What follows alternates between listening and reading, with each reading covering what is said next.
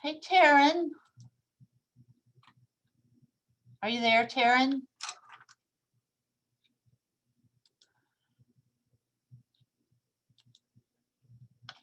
Taryn. Hi.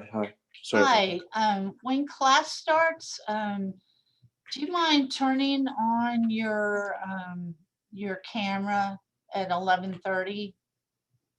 The thing is, today I have to take my girlfriend to get her driver's license, so I joined through my phone, and my phone's camera doesn't work. But Okay. I'll be able to join regularly on my laptop. This is just a one-time thing, I promise. Okay. And you've missed quite a few classes and some assignments as well. Yes, ma'am. I had a talk with my academics coach. I emailed you today. had a I had a full-time job before this, and it was messing with my schedule too much, so I let it go. So I'll be attending every class from now on, and I'll finish whatever work that I can still finish by the end of by Monday night. Okay. So some of it, it may be hard to, like, you may not be able to finish it or do it at all, but some of it you can.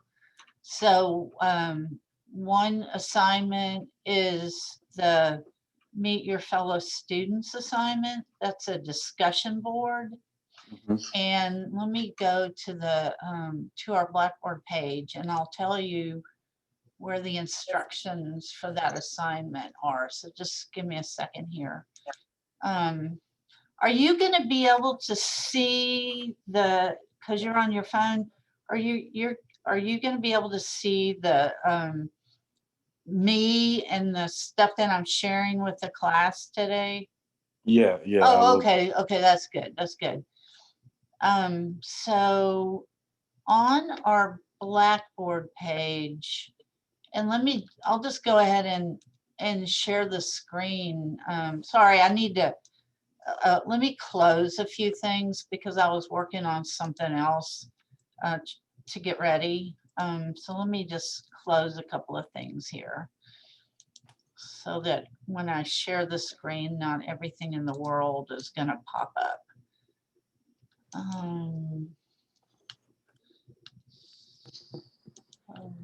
Just give me another minute or so. What else is not supposed to be open? Okay, just one more minute and I'll share this.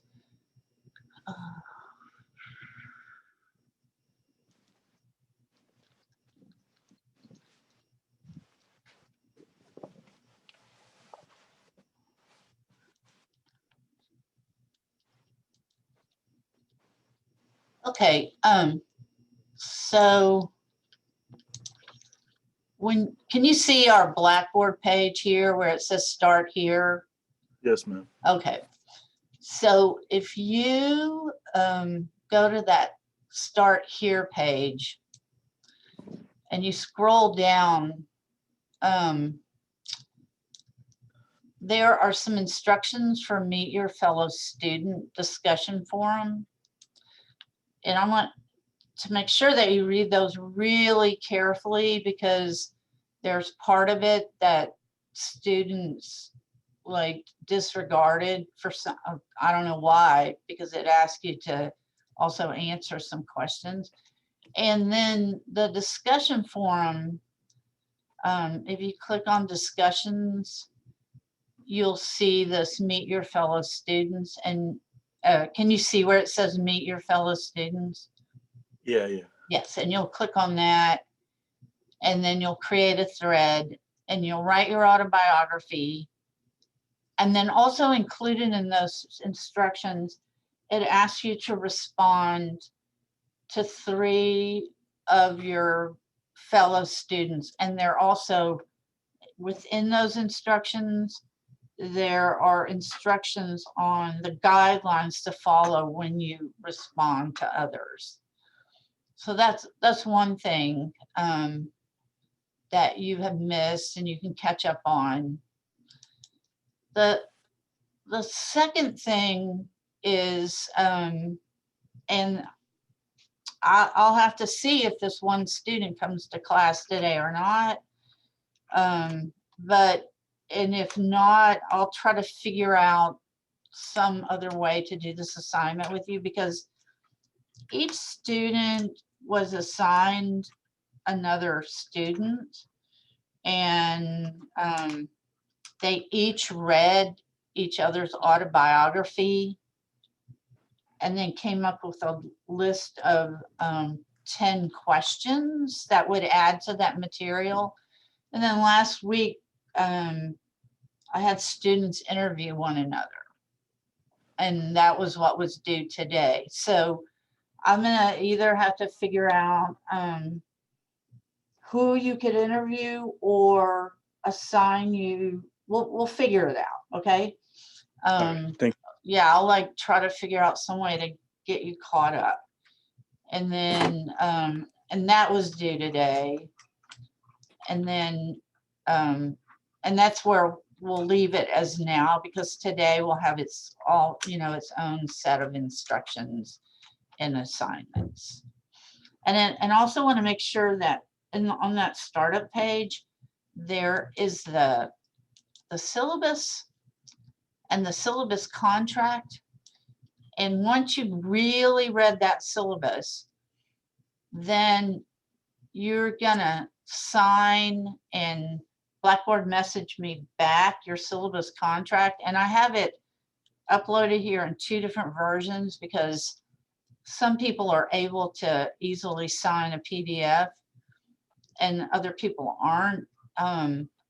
If you have the ability to print out your syllabus contract and sign it and then photograph it, that's good. If you can't scan it out, then what you will do is you'll just type your name in both. Like there's a place where you sign and there's a place where you print your name. You just type your name in both of those and then send it back to me through Blackboard Message. And Blackboard Message is the best place to communicate with me, because it keeps all of our everything we do as a class in one place, and it doesn't get all like mixed up with all my other emails. So that's the best place to go from here on out. Okay. Okay. And is your name pronounced Taryn? It's pronounced Tarun. Tarun. Okay. Did I say it correctly? Yes, ma'am, you did. Okay, good. I want to make sure I do that. A lot of times people don't pronounce my name, or my first name, yes, but my last name incorrectly. How do you pronounce your last name? Secor. Secor. Okay. Yeah. Okay. Does Thank it mean you for- anything? Pardon? Does it mean anything? Sadly, it's something really boring. It's, I wish it meant something interesting. It originally was spelled S-I-C-A-R-D. It's French, and it came from Sigart, which is a man's name, first name, and then it just turned into a last name. And then when we immigrated here, everybody was pretty much illiterate. And when they learned how to read and write, they just kind of spelled their last name however they thought it was supposed to be spelled. So there's like a whole different, like a ton of different versions of spellings of my last name. Oh, that's interesting. Yeah, so that's that fascinating story. There you go. Hey, Sarah and Jonathan, how are y'all? Doing good, thank you. Good. Pretty What- good. Trying to brave this cold weather out here. Oh my God, I'm gonna it's supposed to snow on Monday and Tuesday. I saw So- that. It's oof, Well, yeah, so I'm taking my cold. my webcam and my microphone home, because I don't want to drive. Like, if people don't know how to drive in the snow here, and there's already in Houston this morning, there was a 17 car pileup. And then near Fort Worth, there were like 130 cars or something in a wreck. It's horrible. Hey, Hilda, how are you feeling? Are you there? Yes, I'm still here. I'm sorry. No, that's okay. How are you doing? I'm doing fine. I've tested negative. Oh, Yay. thank God. Oh, oh my Yes, goodness. Yeah. Oh, that's good. And how are your family members doing? they're still in. Another sister came on positive, so they're in the room for quarantine. The three of them. Oh my gosh. Oh, I hope I hope they have mild cases, and I hope you continue to stay well. Yes, I know. I'm just staying as far as I can because I don't want to get it. Yeah, no, so don't blame you. Let's see who else is here. Um, Alea, sorry, you're here. How are you? Are you Good. How there? are you? Yes, ma'am. Good. Thank you. No, it's okay. Uh, are are you warm enough? I have all my with me right. I have like 2 sweaters on right now, and I'm inside and I'm still not warm enough. Let's see. Let me do something real quickly. I need to save something, and then, oh man, which one is the one I was just working on? Oh, this one. Okay. Just make sure I have it. Save. Alrighty. So I'm gonna get my book so I can start checking people off after I knock everything down. Okay. So far we have, wait, wrong class.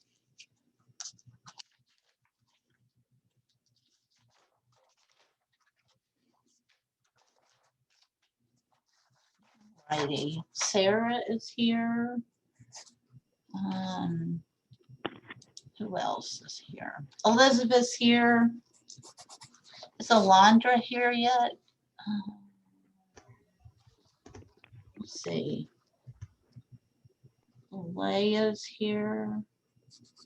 Alea. I keep doing it wrong. Sorry. It's okay. It's Aaliyah. Aaliyah. Okay. Let's see. Is Alicia here? Alicia. Not yet. Renee is here. Hey, Renee. Where is Renee? Hey, Renee. Can you let me get you to unmute? I sent you an email. Yeah, I saw it right now. Okay, okay. I'll get it to I you by mean, the you end were of the day. like I liked how ambitious you were. You did Uh, everything, but you only have to do your part. Okay, is Jana here by any chance? No. Okay, didn't think so. What about Blanca? Are you here yet? Not yet. Tarun's here. Jonathan's here. Hilda's here. Is Miko here yet? Let's see. How many people do we have? 7. No. Okay. So hopefully everybody else will be here in a minute. But what I wanted to remind everybody that is here is that your interviews are due today. They were due like right now, but you got to get those in by the end of the day. Hopefully all of y'all exchanged interviews with one another so that you could add anything that was missing or correct anything that maybe you were misquoted.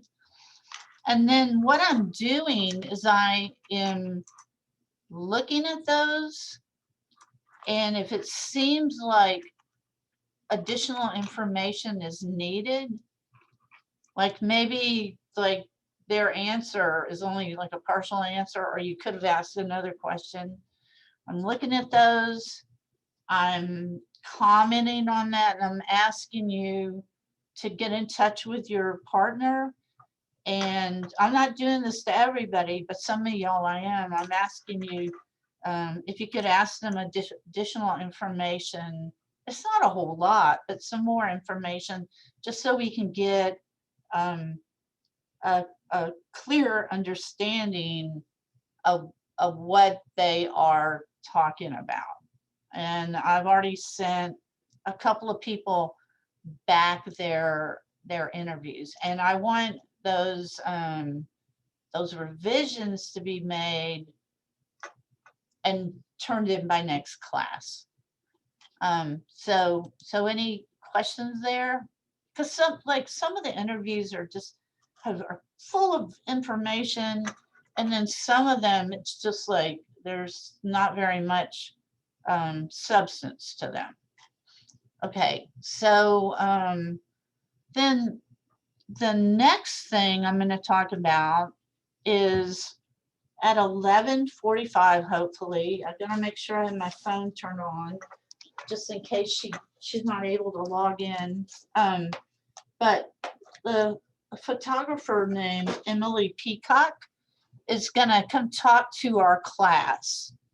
And because you're all here, you're going to get points for being here today with a guest artist. There's also going to be a journal that is going to be part of her, like she's going to talk to y'all, and then y'all are going to, you're going to write a short narrative in a journal. So I want to show you how to access that journal right now.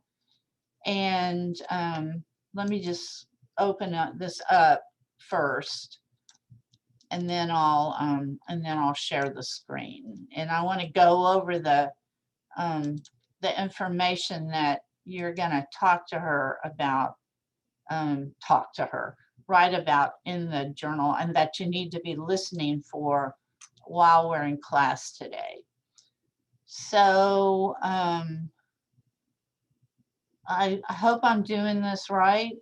So right now, do you see the startup page where it Yes, says ma'am. start here? Let me know if this doesn't work right. In the Friday, February 12th, where it says materials and homework, oh crap, that journal didn't show up yet. I'm gonna have to make an adjustment on here, because what you'll do later is you'll look over here and you'll be able to see the journals link. Let me just see if I can do that right now. I thought I had already done this here. Let me do this.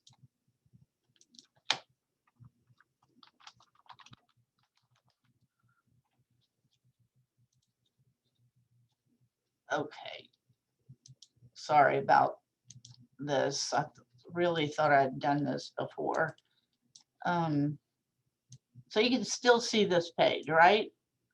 And do you see where it says journals? I'm going to move this up higher so it's with all our other stuff. The journals is where the artist journals are always going to go. Now, when I click on journals, oh my God, what's going on here?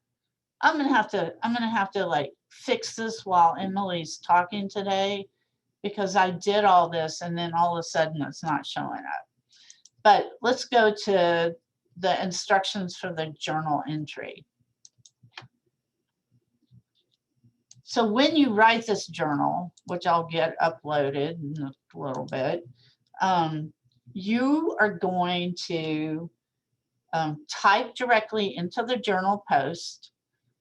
You're gonna, there's a minimum word count of 250 words. And if less, you get points deducted. And I put a minimum word count to make sure that you're like really thinking and reflecting and writing something that is substantial and not just thrown, like typed out there really quickly. Can you see this Journal 1 guest speaker, Emily Peacock? Can y'all see that?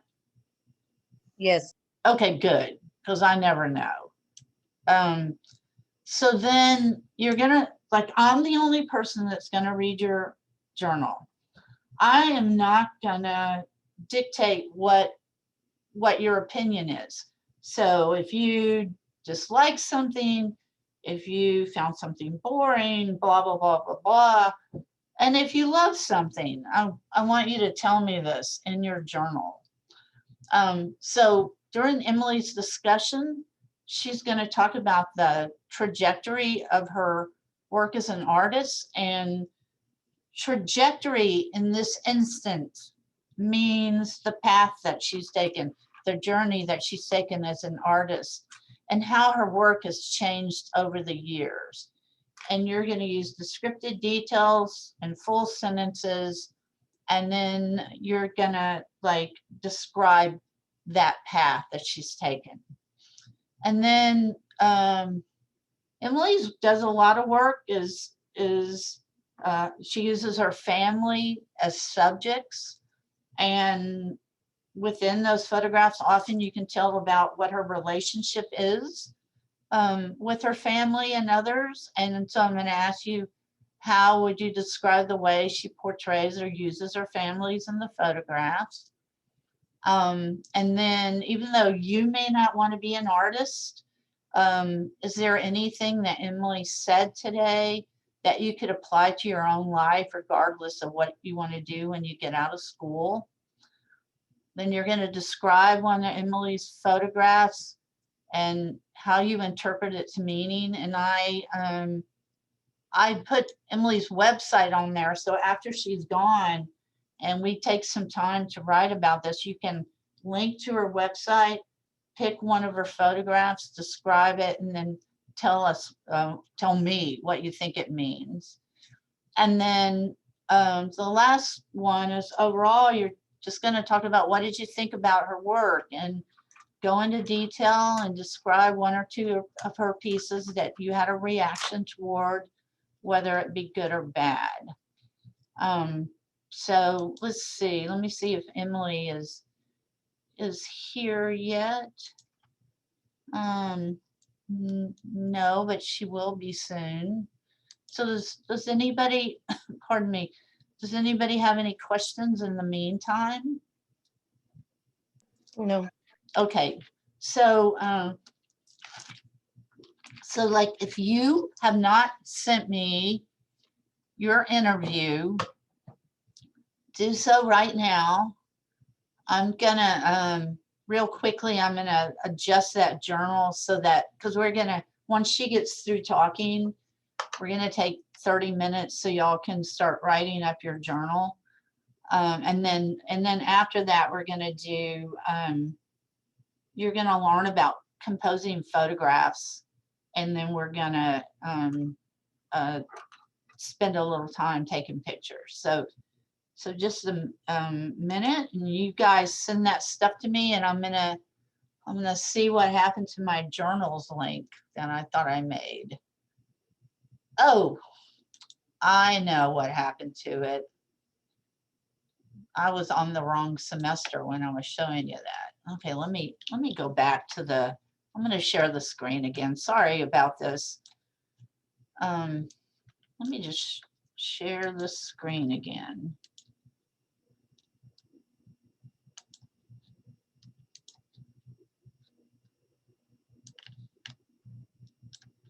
Let me make sure this is right first. No, it's still not right. What the heck? Okay, y'all spend time sending that stuff to me, and I'm gonna try to figure out what happened here.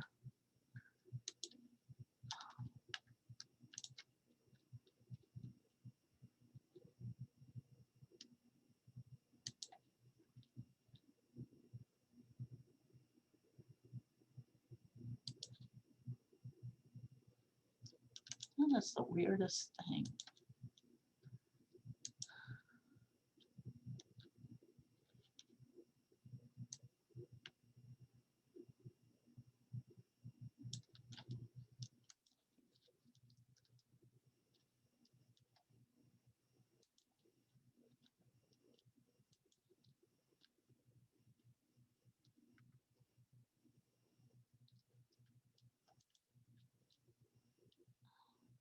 This is not even right.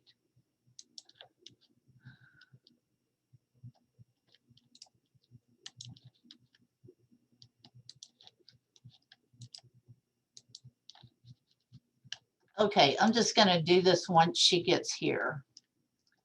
So let me finish taking the roll. Sorry about the like disjointed beginning of today's class. So Miko is here. And hey, Miko, and is Blanca here yet? So Miko, I looked at your interview and I sent it back to you, and I told everybody I'm gonna do this with everyone, but I asked you to ask Blanca a few more. I think Blanca was your partner. A few more questions, and Aaliyah and Miko, can y'all turn on your cameras, please? Is that possible? Thank you. Aaliyah, can you turn on your camera? Okay, great. Thank you. It just makes it easier, and that way I know. Look, there's a little one with you. Okay, so I'm gonna do one more thing. I'm gonna check my email to see if Emily has tried to log on yet. And she should be here like any minute now, but let me just check this to be on the safe side, just in case she's having any trouble or anything. Because sometimes people do have difficulty logging in.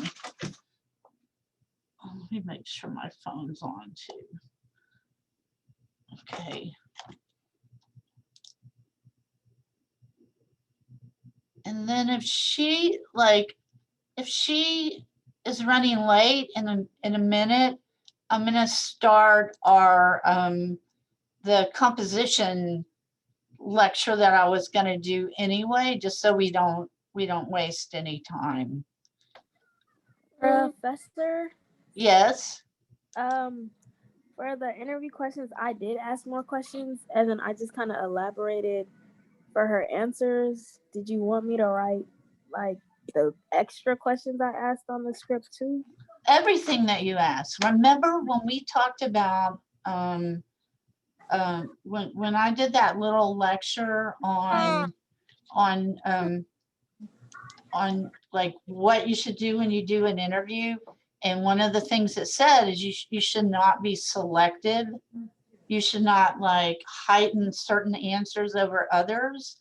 So you're supposed to include everything that you got from that interview. And the same goes for everyone else. Like, don't be selective about, wait, here's Emily. I just heard from Emily, and Zoom is making her update. So she'll probably be here in just a little bit. She's running a little late. So at least I heard from her. So let me just respond to her.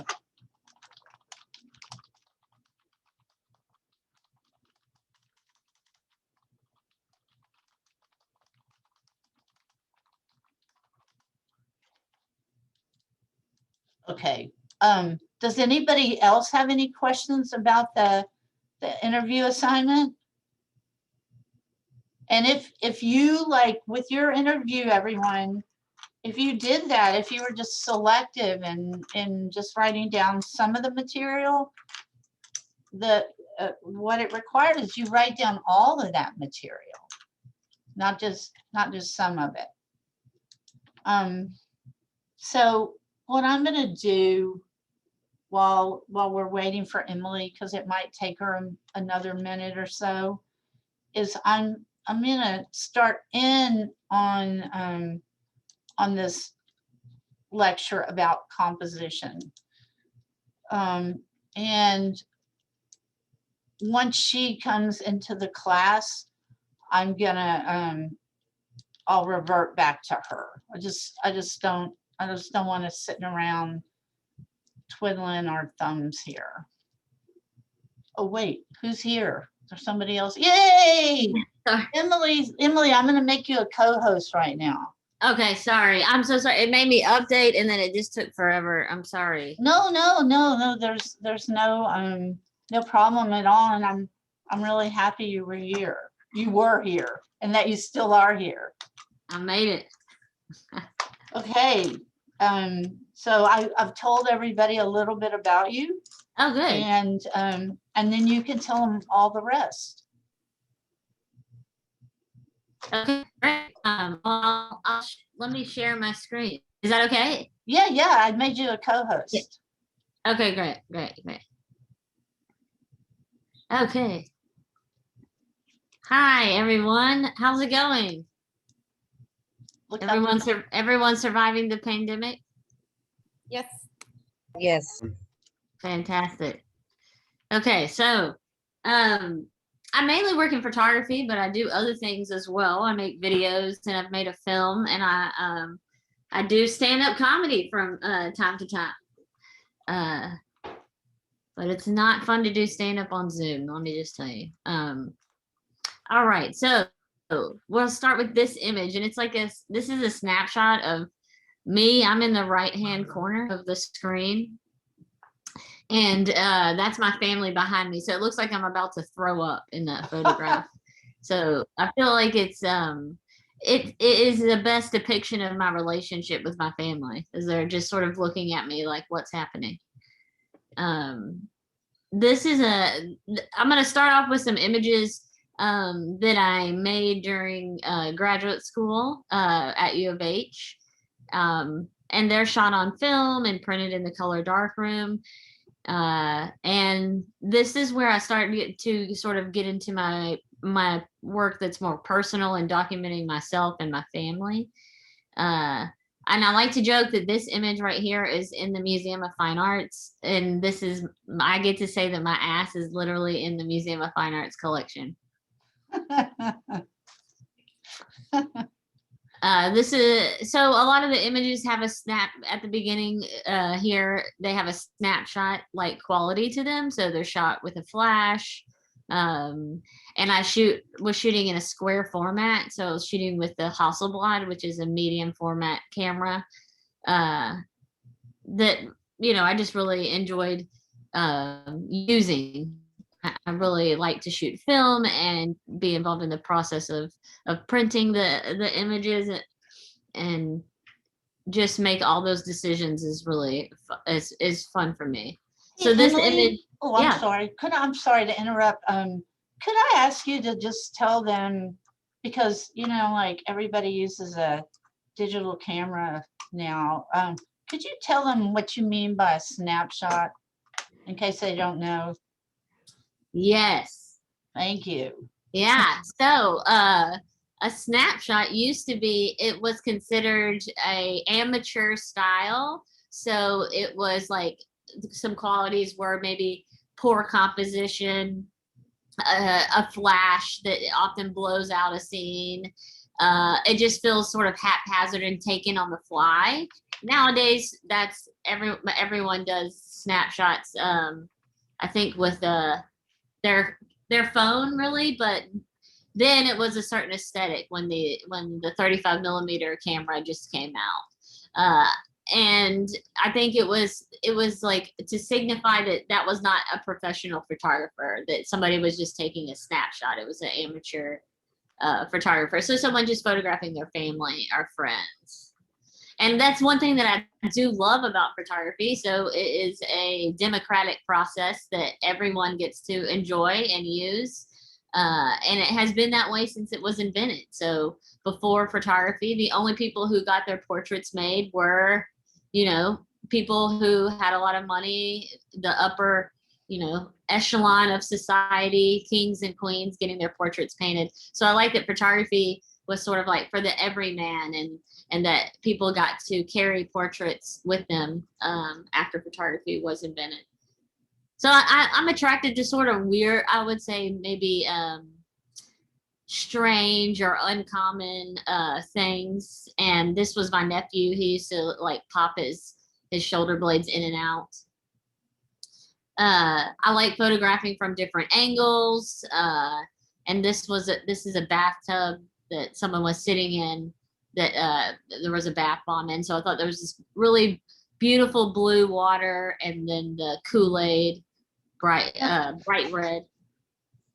You know, drinking some Kool-Aid in the bath.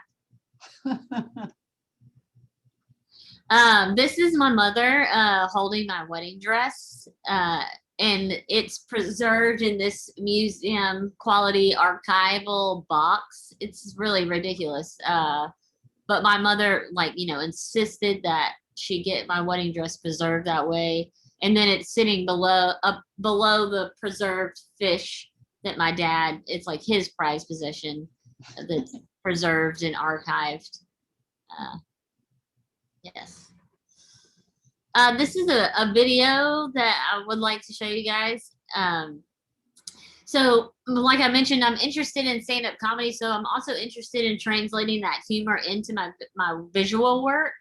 And I'm constantly trying to figure out and negotiate how I can bring comedy into the gallery in a unique way. So that's something that I'm always thinking about and trying to figure out, and have it, you know, found all the answers. I am very fond of snapshots. The photographs that others find significant are intriguing to me. I enjoy looking at the images that people have stuck to their refrigerators, mirrors, and dashboards. Their emotional ties to these photographs are fascinating. I grew up with a large family where photographs are constantly taken. The walls of my grandmother's hallways were lined with the tiny color photographs of birthdays and holidays. They were persistently updated with the newest fashion celebrations and school photographs. These ever-changing walls of photographs have always inspired me. I work with the snapshot aesthetic, and the majority of my photographs are shot with color film and flash. One ongoing project is to my family and their domestic surroundings. Over the past 2 years, I have been constantly photographing them. I represent my family in a distinctively different way than my grandmother did in the hallway, focusing mainly on the flaws and misfortunes and circumstances where camera was not normally present. My grandmother napping after knee surgery. My cousin's baby cribs surrounded by clutter. And my niece's deformed toes are a few examples.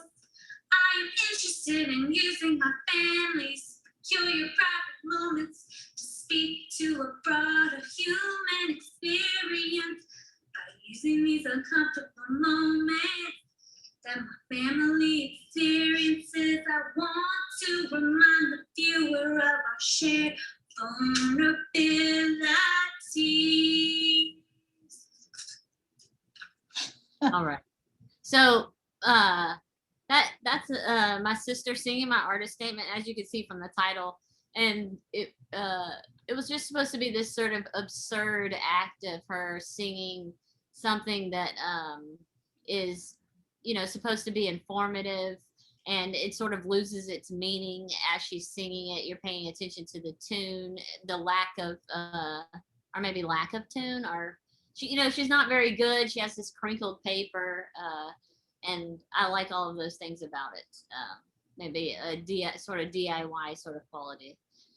This is I did a few images where I recreated older images of women in my family. So I recreated the image of my grandmother that I had taken after she had knee surgery, and then I redid it about a year later.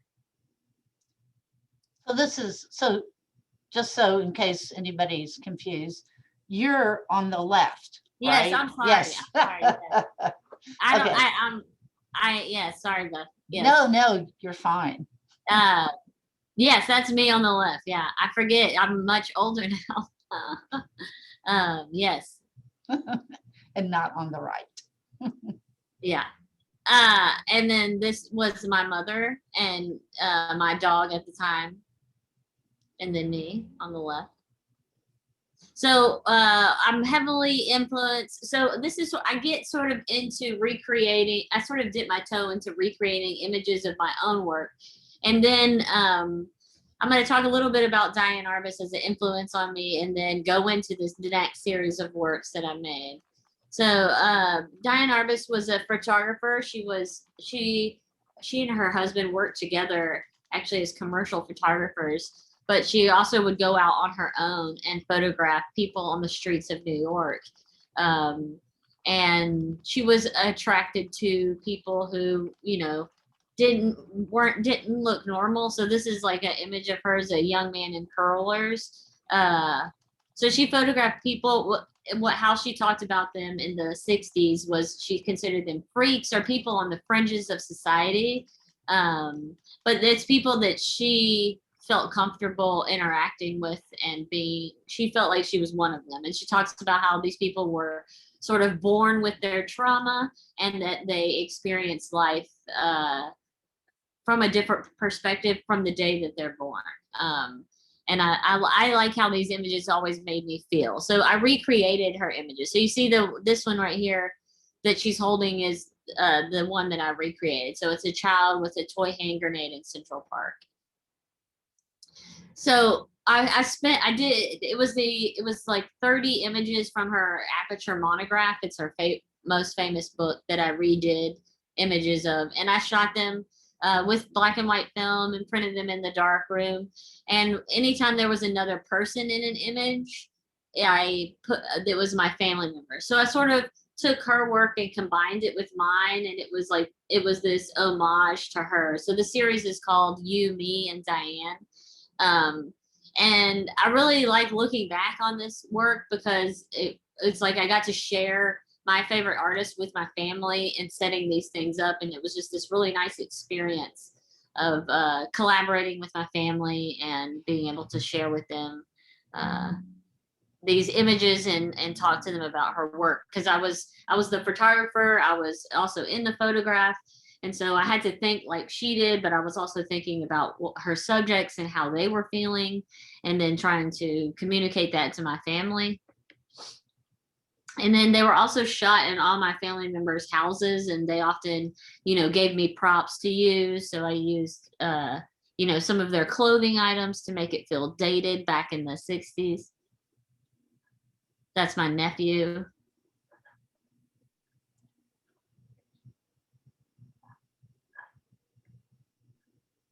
And I'm sorry to interrupt, but they're actually like today, after your talk, we're going to talk about composing photographs, and they're actually going to see the Diane Arbus of this one, as well as the boy with the hand grenade. Perfect timing, Beth. Yes. Yes. Awesome. So from that, this is not a great image. So from that series, I went into continuing to work and collaborate with my family. And I did this series. That's the famous Michelangelo's Pietà, which in Italian means pity. So it's Mary holding Jesus and sort of looking down at him and the body. She's holding his weight and taking pity on him. So I was recreating Michelangelo's Pietà with my family and asking them to hold me and take pity on me. So before, I'm in the photographs and I'm doing self-portraiture, but in these, you can see I have the cable release in my hand. So the cable release, it goes from my hand to the camera, and when I squeeze the bulb, it releases the shutter and takes the photograph. So I'm sort of hinting to the viewer that I'm the photographer and no one else is behind the camera. I'm in control of the camera, and it's just me and this person having a moment together. So that's my father holding me. So one funny thing about this image is my family is small. I'm 5'2", I weigh 108 pounds sopping wet. And my dad is also very small. So for some reason, people think that I look really huge in this photograph. And they've told me, I don't know why they tell me, but they're like, wow, you've lost weight. And I'm like, why are you saying that to me? Anyway. So this is my cousin and her 2 children. And most of the time I was trying to incorporate something about them. So this is, it was my dad in his yard, my cousin in her yard with her children. This is my sister in her apartment holding me. So from working with my family, I'm actually moved in with my sister when I was 27, and we hadn't lived together since we were very young. And we lived in a small apartment in Montrose, and it was, needless to say, I started this series thinking about and experiencing living with my sister again, and because we used to share a room. And there was fights and pettiness that happened, but also we were helping each other through a difficult moment. For me, I was going through a divorce, and she was dealing with some mental health issues. So it was about siblings and how that relationship is complicated and very a gray area. So a lot of fights oftentimes originated from bathroom habits, as they often do. Could I ask you a question? Yeah, anyone can ask me a question. Oh, okay. I don't know why I ask you if I can ask you a question. Well, there's your question. No, my question is, which I think I know the answer to, but is that these photographs, I can tell that they're inspired by artwork from another time period. Yes, absolutely. Yes. Yeah, so the poses, a lot of the poses that I'm choosing, the oval shape, the sort of the lighting that I'm using, all of those things are sort of touching back to paintings, old portrait paintings. This one from the side is sort of reminiscent of the girl with the pearl earring on the right hand. So I'm definitely looking at those things and thinking about them. I mean, I love the history of photography, and I often purchase old images and old negatives that don't belong to me or my family. I just like them, and they're often oval. The daguerreotypes, the first images, they came in these very ornate like frames that closed and opened. It was sort of like the first wallet photos that people carried around, and they have very ornate shapes, or they're in an oval. So I like using different shapes, really, and playing with how to make a photograph look more sculptural. So this is an image of my sister's sort of tiny arm and this giant flashlight. And it's sort of about holding a torch for someone. But I really like how just her arm looks so much small. It looks is dwarfed compared to the heavy flashlight. So one of the things that it's my sister and I's relationship. Sorry. A lot of times, even though if I'm going through something, I'm the one that is always there for my sister, and oftentimes she's just not capable of being there for me. And so I decided to hold her like Atlas is holding the world, and then how a soldier would hold a wounded soldier, would pick up a wounded soldier and carry them. And I just wanted us to be nude, to show how intimate and close we are. And again, photographing, everything was photographed in her apartment, and I liked the background, how it sort of matched our skin tone and gave it this sort of sepia tone look that you see in old photographs. And then I used a couple objects to describe us. So the rock on the left represents me, and then the perfume bottle is my sister. And she's a little bit more delicate and a little bit more graceful, and I'm a little bit I'm I'm more grounded, I would say, than she is, but also a little bit rough. So, and I also used to collect rocks, and my sister collected perfume bottles, but I thought that was a nice metaphor.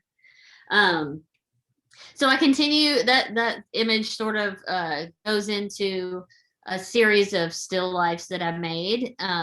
So, but again, I'm still working with personal themes, and so my mother. You saw my mother in some of my images that I showed earlier, and she got a brain tumor and passed away. And so during that time, I felt maybe a little apprehensive of actually photographing the people in my family. And so I continued to sort of explore my family and personal issues through objects. So this is the first photograph of me ever taken, so it's my baby photograph. And I like just thinking about that, just like the minute that we're born, we're photographed. And it's like, to make it something real, we have to photograph it. And I feel like that is still true to this day, almost more true. We feel like we need to document everything. And nowadays you post it on the internet and let people know what you're experiencing. Did you have a question, Beth? Or No, but I was gonna say, I was just gonna point out is that I used to collect rocks, and I still do, and I collect old photographs that aren't of my family. We're the same person. I know. And when my mother died, I couldn't paint for an entire year. Yeah. Yeah, like I had started a painting before she died, and whenever I walked by it, I just felt, I don't think the right word is repulsed, but I just couldn't even bear. Maybe? Well, Yeah. it was painful to even look at it. Yeah. So that's interesting. Yeah, that is interesting. And you know, one of the reasons that I make personal work and make work about, you know, traumatic experiences, maybe some people would consider, is that I like to connect with people, and I like for people to share their experiences with me. You know, and these are important experiences that I think we all share, but maybe don't openly talk about as much as we should. Yeah. Thank you. You're welcome. And you already know this, that I also have a sister that has mental health issues too. Yes. Yeah. And that we're the same person, only you're I'm younger. telling you, there's so many parallels between us, really. You have a kiddo, you have one kiddo. Yeah. Exactly. So again, so I was taking snapshots, you know. Oh, I meant to say on this picture that that's also all of my baby teeth. So my mom saved all of our baby teeth, and then I put it on top of the photograph. So there's a little bit of repulsion. I like to sort of intrigue and disgust at the same time. I'm interested in things that maybe are a little bit more gross, a little bit more tactile. So you can sort of see that my father is in the swimming pool and he's holding me up as a baby, and on top of it is soap. So the title of the series was Soft Diet, and it was talking about, a lot of it was looking at these images from my childhood and putting things on top of it and thinking about how things are not going to be the same anymore, and sort of ruining the photographs in a way. So this is a Thanksgiving image, like a Thanksgiving dinner from the 90s, and I put my fingernails, my sister's fingernails, and my mother's fingernails on top of them. So I collected those things. So I was interested. I work with the body a lot and things that come off the body. I think it's interesting that the moment something comes off our body, it's disgusting, like a hair or a fingernail. When it's attached to us, it's okay, but the minute it comes off, it's gross. So this is an image of my father. So he's outside and perspiring and doesn't have a shirt on. So he was mowing the grass. And I went outside with my 35mm camera and took a picture, and it flashed and focused on him, and then it accidentally fired again really quickly afterwards, and created the second image. So it's the same pose, but what you see is the camera's focus was different, and the flash went off on one and not the other. And so you get this sort of weird double photograph, but different depth of field and focus. And when I developed the film, I saw that on the contact sheet and really liked it. So this sort of I think oftentimes art does come through sort of, we make something happens and it's a failure really, but then we sort of just go with it. And it's like, oh, we've discovered something from that. And this is an image of my sister in a ball pit, and I'm from Port Arthur, Texas, which is East Texas by Louisiana, and we had a ball pit. So everyone always says, "Oh, that looks like peas," and it does look like peas, and that is why I chose the photograph. But I didn't Photoshop this at all. This is not a Photoshopped image. And what's on top of that is like a big clump of Jell-O. And I really took the photograph and the 4x6 photograph and put the Jell-O on top of it, and then I shot downwards and photographed it with my camera. So, and then these are printed very large, like they're 3 feet by 2 feet. So it really, the difference between the sort of lush Jell-O and the older photograph is very distinct, and it feels like you can almost touch it. There's a trompe-l'oeil sort of experience that happens when you see these in person. Will you tell them what that means? Trompe-l'oeil? Uh-huh. Yeah, it means it feels three-dimensional, and that it gives the effect that something is three-dimensional when it's not. Is that correct? Yeah, it means like fool the eye or cheat the eye. Yeah. Cheat the eye, yes. Okay, I think I'm sorry, let me see. Yes, okay, so that, I wanted to also look at a few images of my like a recent show that I had. And I'm sorry can you still see my screen? We can, but it's like your PowerPoint sort of distorted. Okay. Let me do desktop. There we go. Can you see Emily Peacock, Pure Comedy? Yes. Okay. So this is my most recent show. It came down about a year ago. I guess, yeah, almost a year ago to the day. Wow. And I was super excited. It was my first solo museum exhibition. And so we're gonna look at some images from that. So when you walked in, there was this show called Pure Comedy was about safety and my experience having a child and experiencing postpartum depression and having these really irrational fears.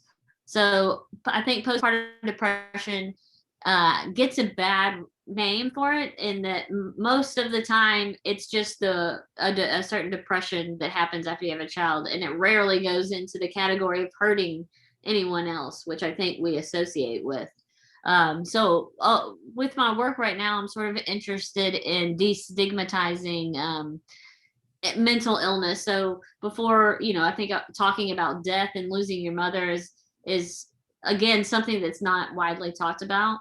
And then I'm talking about mental illness, again, something that maybe people feel shame around. And I'm interested in taking shame away from that. So I just wanted to find the image. So you can see the safety box. So I got this 250 person safety box that had, it had medicine and whatnot in it for like a company to put up in a break room. And I got it sprayed at a car paint shop. And so it was this really shiny red and gold. And then in the inside of it was lights that were emitting, and the door was just slightly cracked. Have any of you guys seen Pulp Fiction? Yes. Yeah. So there's a part in it where he raises the suitcase, and it has a glowing light in it, and it's sort of left ambiguous about what it is that is inside that suitcase. And that's what I wanted here, is it to sort of feel a little bit off-putting, and you don't really know why a glow is emitting. but it's there. These little guys, so I'm interested in flocking. So, you know, with my photographs, I was sort of setting up these sculptures in the still life category, like the rocks and the perfume bottles, and then the photographs with the food or the teeth on top of it. And so I've been making sculpture, but I've always been photographing it. And now I'm making sculpture and showing just the sculptures. So sort of figuring out what makes sense for a photograph and then what makes sense to just show as a sculpture. So these are jade pieces that are used, really, they're supposed to be for your face, that you massage your face with them. And I flocked pieces of them. So flock is like this very fine nylon fibers. Think about inside of a jewelry box, like the fuzziness. That's what flock is. And I wanted these to have like an antiquity feel to them, like they were these ancient artifacts that were found that mothers used to use, but really they were these contemporary face massagers. I also made these pedestals. So inside these pedestals are marble pieces with soap. I'm sorry, I was trying to find a closer photograph of the soap. There. So inside these pieces of marble is soap, and then inside the marble are bodily things. So you see a curl. This is the curl of my husband's beard.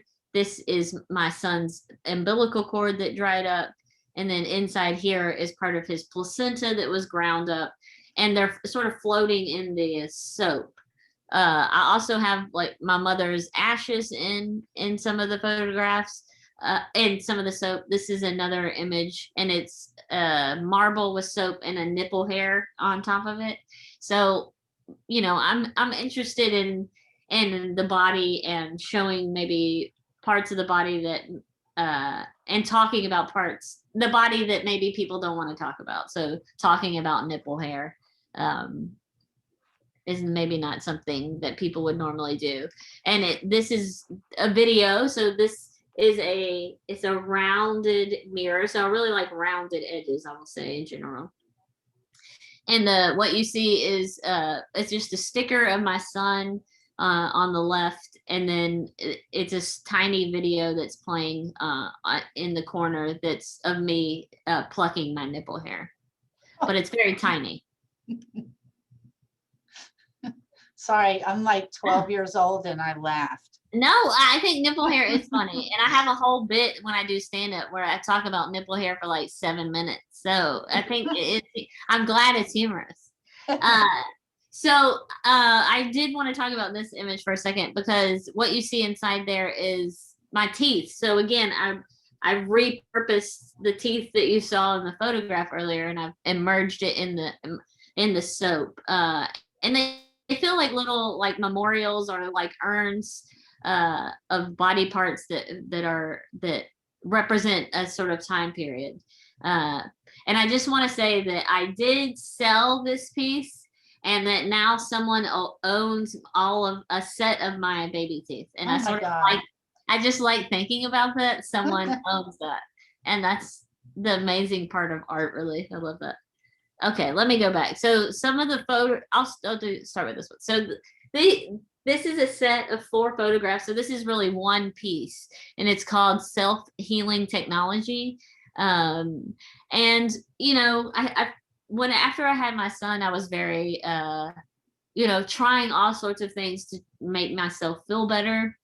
And these were photographs that were used to sell these agates, and the hand is in there to show the size of it. It's like it's in there to show how big the piece is, used for scale. And what I liked about it is you see 2 hands on here. One is the man's hand and sort of how he's sort of cupping it, and then the other one is like a woman's hand. And I think it's interesting how each one touches the rocks differently. Also, if you've seen my work, I often use a hand sort of jutting into the frame holding something. and you'll see that again here in a little bit. So these are photographs that I actually didn't take, but I've taken them out of context, and I've taken stuff out of them. So I've edited them, and then they're framed in these purple frames to sort of emphasize the sort of object of them, to sort of make them almost the agate itself with like the purple frame. So again, sort of pushing boundaries between a photograph and a sculpture, and creating objects from photographs. Let me talk about these photos. So again, still I'm using the oval like we saw before, but now I'm cutting the photographs into ovals. They're mounted on aluminum, and they hang on the wall. And these are rather big ovals. In this series, I'm wearing the safety suits along with other things that have to do with safety are a little bit absurd, like the chocolate heart, and I am holding the jade pieces in these photographs. Yeah, so sort of showing like just how far I was being paranoid about safety. And I think so this happened before the pandemic, and I feel a little bit psychic that I made work about safety and using hazmat suits before the pandemic hit. So I'm still interested. I really love art history. I love the history of photography. And so I'm constantly sort of combining high and low, like high art with low art, because I'm from a small East Texas town. I kind of grew up as white trash a little bit. And I can say that talking about myself, I feel like. So these are still lifes, and one is called, so a still life, a Dutch still life is often called a vanitas. And so the image on the left is a vanitas, and it's all these vegetation from my house and my yard. So we have a fig tree, and then we also have these little berries that are poisonous. And so feeling paranoid that my son was going to eat the sort of poisonous berries, and skulls and dead fruit and decadence are sort of known in these vanitas paintings. And that's sort of what I was trying to capture with the vegetation from my yard. And that is a rat skull that we found. So it's this perfectly intact rat skull. And it's kind of, oh, right. Easy, fella. Okay, sorry. I just was trying to zoom into the rat skull.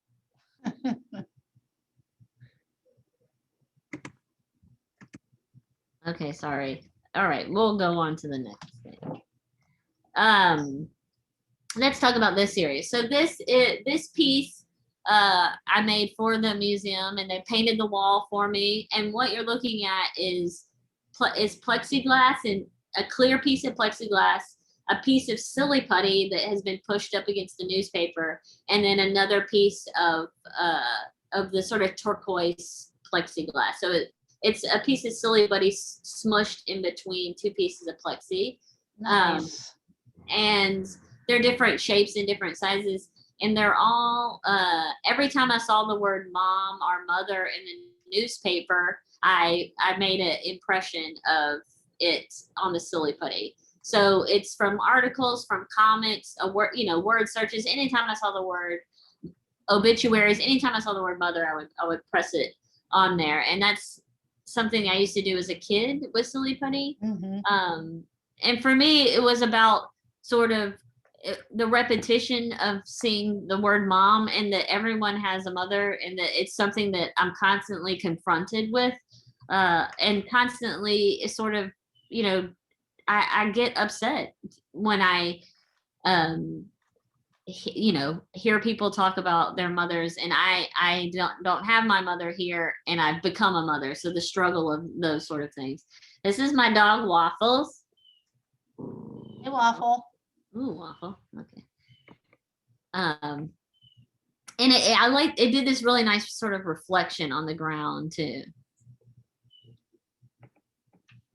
Okay, so this is a triptych of images, and it is a okay.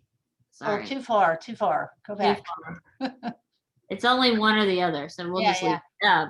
So you have an impression on carpet on the left, and then it is a lot of several pieces of bubble wrap sort of layered on each other in the middle, and then on the right hand side is a newspaper, and it says the Port Arthur News, which is where I'm from, and it says lightning kills Dr. Peacock. So my grandfather was struck by lightning on a golf course, and he died, and he was a dentist.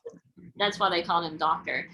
And I've had this newspaper, so I on the right hand side I put a stencil over it, so it sort of it puts a circle around his portrait. And then on the other side, I laid a piece of acetate because it talks about it describes the slaying of this young girl. And I put this in the show with the bubble wrap in the carpet because I was paranoid about what people thought were these sort of outrageous fears or irrational fears. But for me, this shows that things happen. Like weird, crazy things do happen, and they've happened to people in my family. And so it doesn't feel so irrational to me. Mm-hmm. Okay, sorry. So this is another view of the gallery where you see another oval, and in this oval I'm wearing a fruit roll-up over my face, along with a hazmat hat and a Mylar blanket. And so the stickiness and tactile quality of the fruit roll-up are sort of this form a strange mask over my face. It's too bad that we cannot safely wear fruit roll-ups I know. right now. That And would with be awesome. With when the pandemic started, I was like posting images from this, and I was like, "Don't forget your fruit roll-up," at home.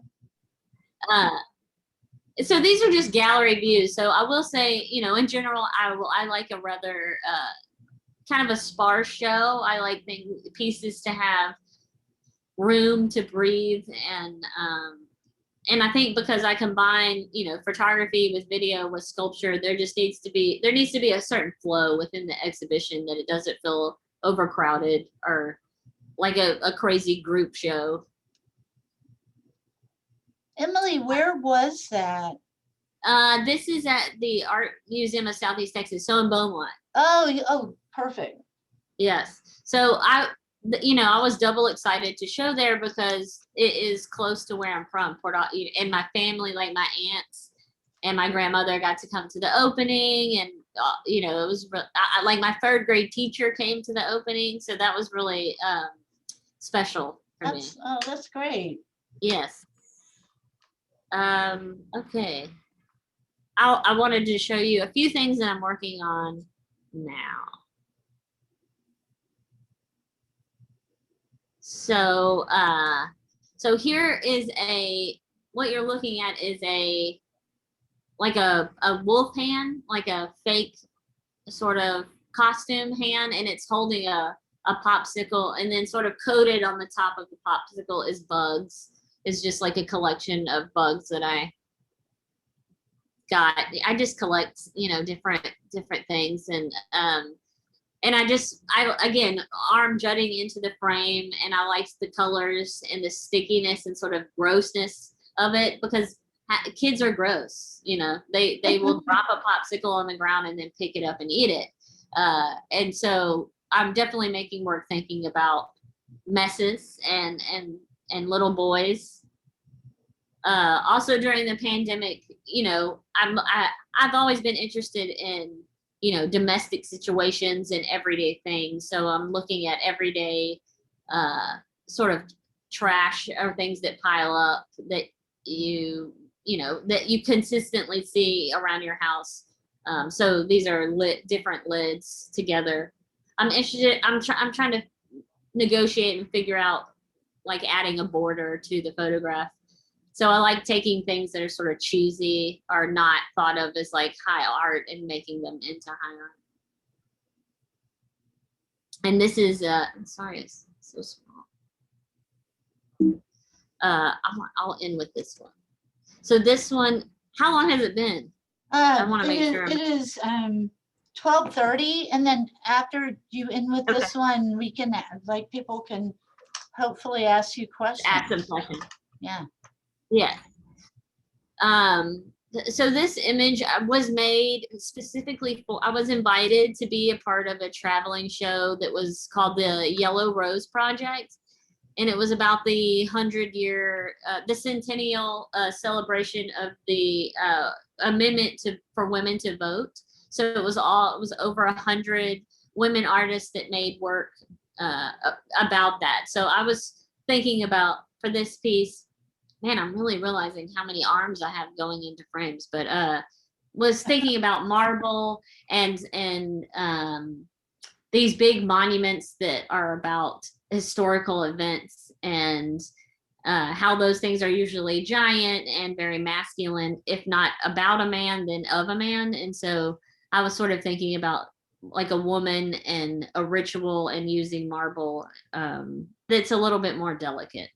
So it's a little bit more abstract than some of the other work that I saw involved, but yeah, anyways, that's what I was thinking of when I made it.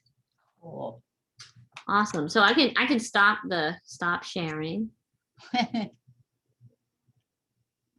And let's have some people ask Emily some questions. Yeah, and you can ask me anything. It doesn't even have to be around my art, actually. You just have questions. I'm curious about, so I know you said you use your own baby teeth. So Yeah. you used other people's like nails and baby teeth or anything else for your artwork, or is it just like your own body hair and your own? No, I mean, it's usually, it's me definitely. And then I've used like my family, my sister, my husband, my son. So the close people around me. Okay, thank you. Yeah. Emily, I have a question. So my are you part Irish by any chance? I sure am. Okay, because so I'm part Irish, and my mom and my grandma, and probably before then, I mean, my grandma's not even Irish, so I don't know why I mentioned her. But my mom collected like all our baby teeth. Like when we got our hair cut, she kept our hair in bags. And like I always just wondered if, like she did it because they're like mementos. But I wonder if people used to do it because they were afraid if somebody else got a hold of it, they could, like cast a spell on them or something. Oh, maybe so. Yeah, sort of like a precaution. They kept it as a precaution. Yeah. Okay. Somebody But I else? used to do that too. Go ahead. Yeah. Sorry, I cut you off. You're fine. Somebody else ask a question, please. Is there somebody? When you started to like put the silly putty on the newspapers and obituaries and things like that, I'm asking this question because I lost my mom like super early on to postpartum depression. So oh wow. It's I've been getting the same, like seeing moms like in clouds or seeing it in newspapers. What did you have like any doubt in the beginning of like what you were seeing was like what you were saying? You know what I mean? Oh yeah, totally. I mean, I think I'm getting. Did I have doubt of what I was making? I mean, like, what part of you connected with the fact that like did you ever think it could be her communicating with you? Oh, maybe. No, I don't. I will have to say I'm not a religious or spiritual person, and so yeah, I didn't think that, but I do talk to my mother though, occasionally just to sort of get it out. But that's a good point. I never thought of it that way.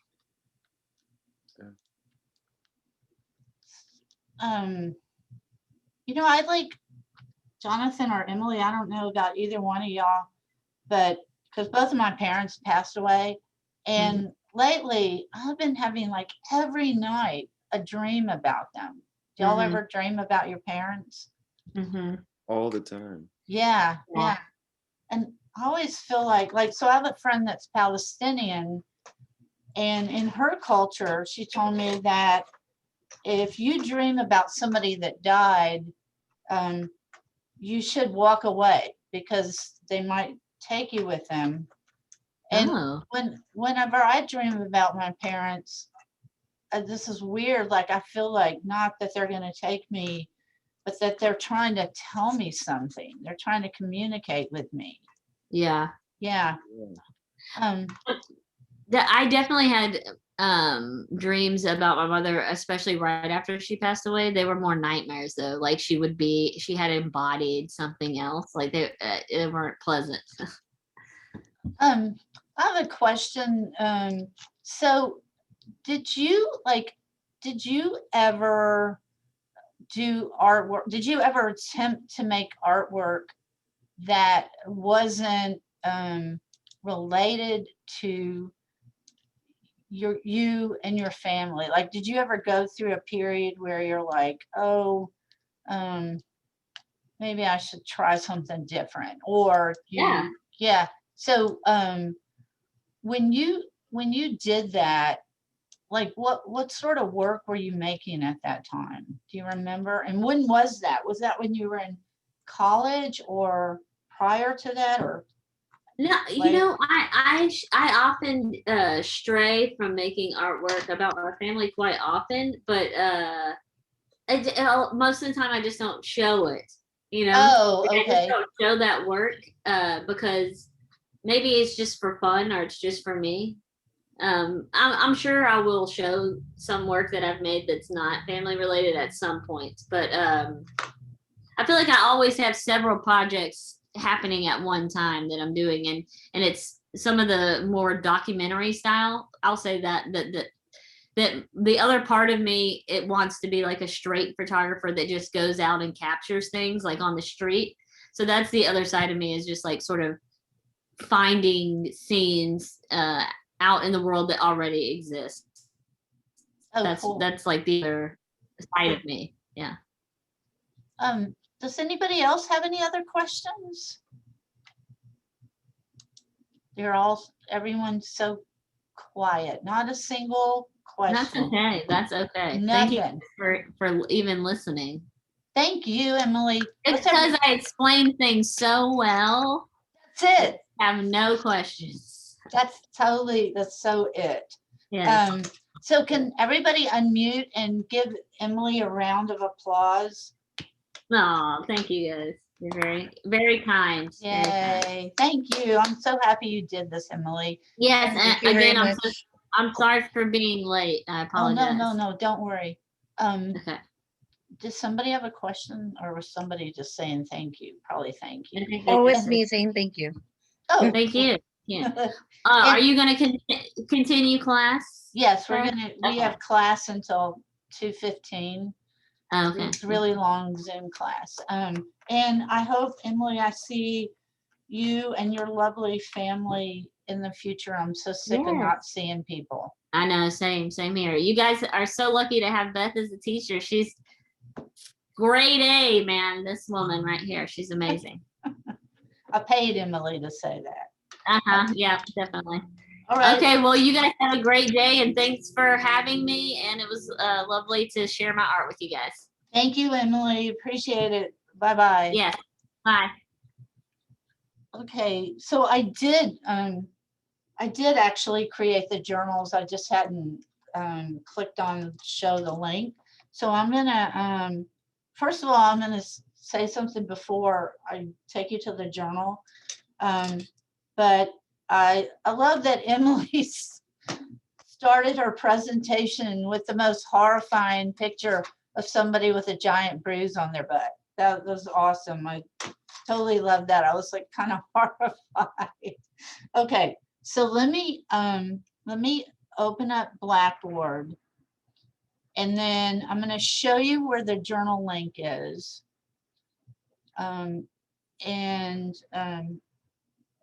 Let me do the shared screen here. on share screen. Okay. All right. So if you go to Blackboard and you go to guest artist journals, and then y'all can see this, right? Where it says journal 1, and then you're gonna click on that. The same instructions are right here. And what you're gonna do is you're gonna create a journal entry. But what I'm gonna do while y'all are, like we're gonna work on this and so right now it's 12:41. And I'll let y'all work on your journals until 1:20. Now it's 1:22. But I'm going to share the screen so that you guys can see the questions that go along with this journal entry, and also so you can see the instructions. So does anybody have any questions in this regard? Apparently not. Let me ask you if you can see something right now. Can you see, oh, that's not the right page. Can you see where it says Journal 1, Emily Peacock instructions with rubric? Yep. Yes. Okay, now can you, downloading it? Hold on, let me move this over. Ugh, that is always like never easy. And now when I open this, can you see the instructions right here? Or no? Yes or no? Not yet. Okay, so I'm gonna have to stop the share and then reshare. Okay, let me try this again. It's weird how sometimes you can and sometimes you can't. Okay. Okay. Now can you see it? Yes. Okay, I'm gonna scroll to the questions, and then just remember, write in paragraph form so you have spaces between paragraphs. Also, when you do your journal post, when you type into that post, on the toolbar, there'll be an ABC with a check mark next to it, so that when you get through typing, you can do a spell check. It doesn't do a grammar check, but you can do a spell check before you submit your post. And just remember to use full sentences and kind of proofread what you've written before you submit it. Okay, any questions? Okay, so you have about 30 minutes to do this. If you don't finish, you can finish later, but I'm doing this so that you can get it turned in and not have to worry about any homework this weekend. All righty, I'll leave you to it. I'm gonna run to the restroom.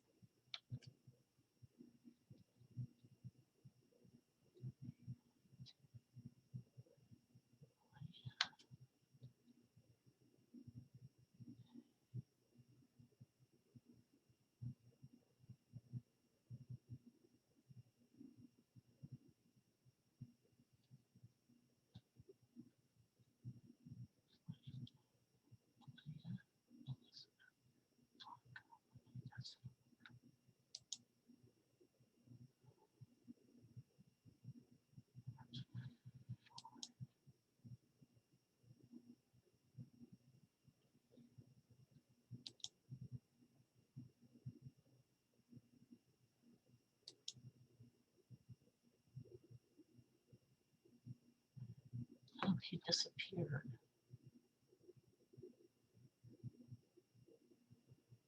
Oh, brother. Okay.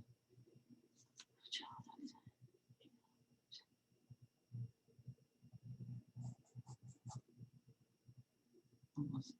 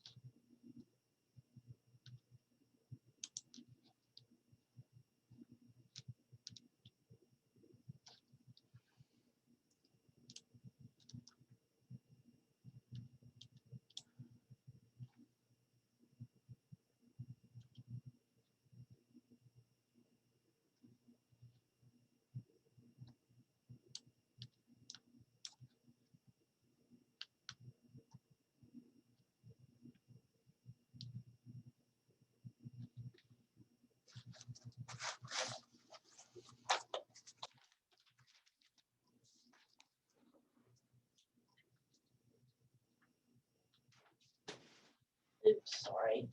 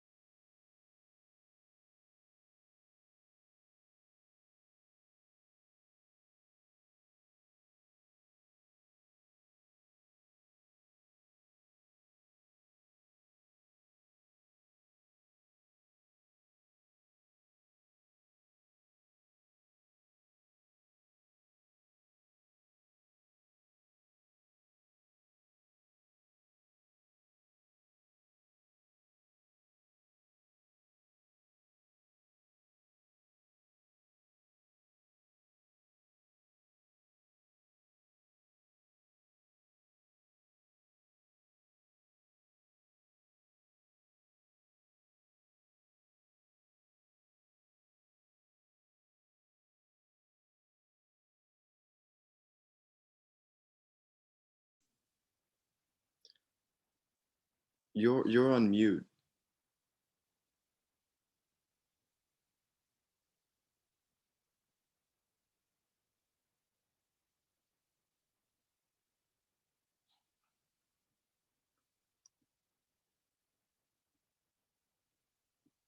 It's still muted.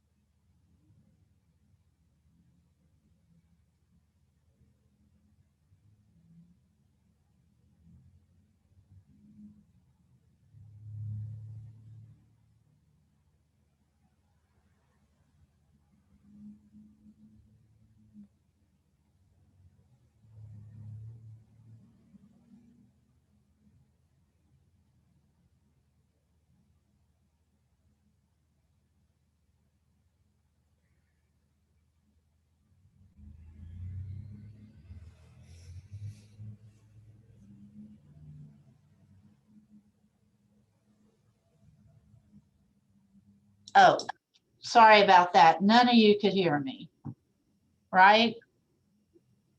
No, ma'am. Yeah, I'm so sorry. I'm gonna go back to what Jonathan said, because y'all couldn't hear me then, could you?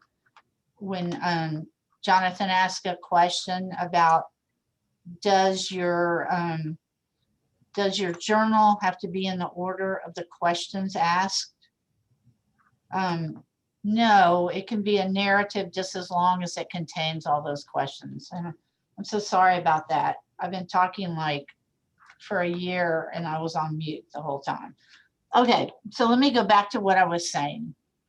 I've set up breakout rooms, but don't go into them yet because this class and next class, I'm going to do like a little lecture and then you're going to practice these photography and composition skills with one another. So like this week I invited Emily Peacock to talk. Later on in the semester, an artist named Irene Diana Antonio Gomez Reese is going to talk, and I invited both of them because not only is their work heartfelt and emotional, but also they know what it takes to compose a aesthetically pleasing photograph. And I don't mean that their photograph has to be about beautiful things, but it's composed so that it's well balanced and we're compelled to look at it maybe longer than we might otherwise. So sorry. So we're gonna talk about something called the principles of design. And a lot of times people are under the maybe false notion that you could just like throw a bunch of stuff on a canvas or take any old picture that you want and then it's going to be great art. But there are certain principles that it really helps to follow, to make your work stronger, more aesthetically pleasing, and more compelling to look at. And you guys can do this, you know, like you take photographs every day, and you can do this, you can apply these to the photographs that you take, and then they'll sort of rise beyond the realm of good photographs, and then they'll be great photographs. So, and while I was doing that, I was trying to, dog it, every time I do this, I'm trying to move our photographs out of the way, and every time I try it, I advance the screen. So I guess I'm gonna have to stick with it. So how many of you take photographs every day, or at least every week? Can I get somebody? Do you guys take photographs? On my phone. Yeah, and I'm sure, like, Alea, can I get you? I'm so sorry. I want everybody to turn their cameras on, please. Good. So do you, Alea, do you take photographs a lot? Yay or nay? Sorry, my mic was on mute. Yes, ma'am. Yes, and I'm sure, like, all of you do, and everybody takes selfies. Like, this is probably not the wisest selfie in the world that this guy took. Like, not sure where that money came from, but everybody takes selfies. Everybody, like, pre-pandemic, post-pandemic, take pictures of your family, you take pictures of your friends. We all do that. And there's like, a lot of times when people take photographs or they pose for photographs, they kind of give the same directions, like smile, say cheese, and those, you know, like, while those are nice photographs for you and your family, after a while, like, if we see every single photograph where everybody's doing the same pose, doing the same smile, then it feels a little staged, and it can get a little, you know, boring. No offense to anyone. So you, like, I'm sure all y'all on social media have seen 1,000, a million versions of these same photographs. I know, like, my friends take pictures like this one all the time. Not, they don't. They're all old. So we're gonna learn how to, transcend the ordinary and make more compelling, more interesting photographs through the principles of design. So the principles of design, like, that has to do with, like, how you're organizing the basic formal elements in your painting, your drawing, your photograph into more unified whole. And, you know, with photography, the way we do that is we don't say, like, well, let's move this building over here and then I'll chop down this tree. It's like the way we crop them, or the way we compose them with our eye before we ever take the picture. And these principles of design, and the one that we're going to focus on the most, has to do with balance. But the principles of design consist of balance. You don't have to write this down yet, because I'm going to go over all this. Focal point and emphasis, scale and proportion, repetition and rhythm, unity and variety. So we're going to talk about balance, and then I'm going to talk, there's three main kind of balances we're going to talk about. And after I talk about each one, then you guys are going to do a little short photo session with each other. So nobody likes to feel balanced. Like, we don't like to feel physically unbalanced. We don't like to feel mentally unbalanced. And whether we know it or not, we don't like looking at things that are visually unbalanced. So I've taken this, I didn't take this photograph, but I found this photograph because it emphasizes, like, it is a good depiction of both something being physically unbalanced and something being visually unbalanced. So with visual balance, and we'll talk about this a whole lot more, but you want the lights and darks, the lines and everything in the photograph to be arranged in such a way that your eye wants to flow around the picture and not go out of the image. So I'm going to talk about this particular image, and then I'm going to show you 2 more images, and I'm going to get you to tell me what's unbalanced about them. So like I said, like you want to have things arranged so your eye wants to move around. But in this particular image, this poor, I'm guessing it's a mule, this poor mule, like, so if we look at this picture, we see how the mule is lined up with the holes on the cart, and then all the boxes are all lined up going in this diagonal direction. And so everything in this image leads our eye straight out of, like, all the way from the top of the donkey to the corner of the image. And that takes us out of the picture, and we don't want to be taken out of the picture. So that's one thing that means this image is unbalanced.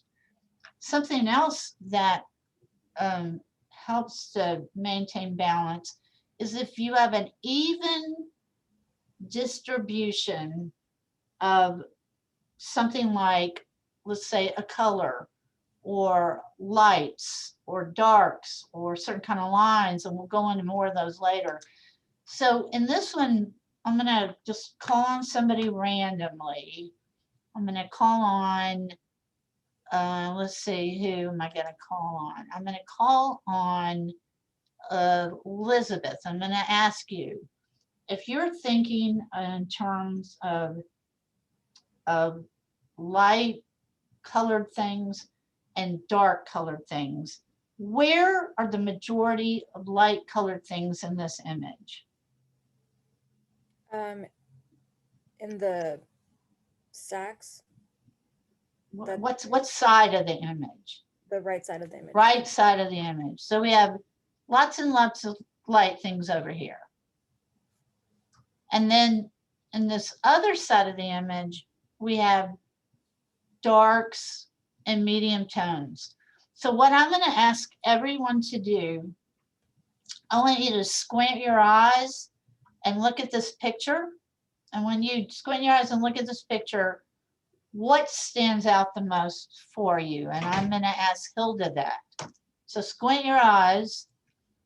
What is standing out the most? Okay, what's standing, I guess, is the donkey.